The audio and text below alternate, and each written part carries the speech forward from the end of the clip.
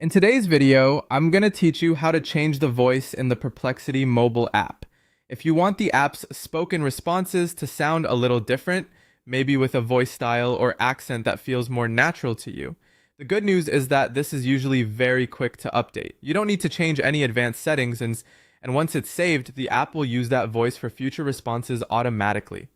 To get started, open the Perplexity mobile app on your phone. Once the app is open, look for the settings area. Depending on your device and app version, this may be available through a profile icon, a menu icon, or a clearly labeled settings option. Take a moment to open that section before moving on. Inside settings, look for the voice-related controls. This may be labeled as voice or audio output.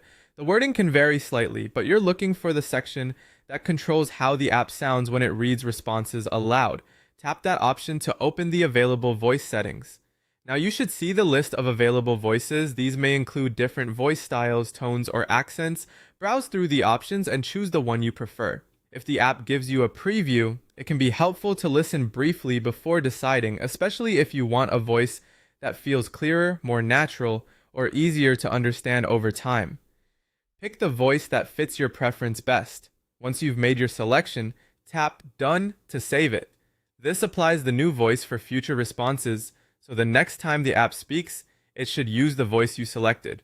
If you don't hear the change right away, try playing a new response instead of an older one, since saved settings usually affect upcoming audio. That's all there is to it.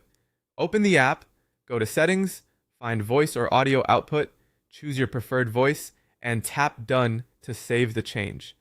It's a simple customization, but it can make the overall experience feel much more comfortable and personal, especially if you use voice responses often. Thanks for watching, and I'll see you in the next video.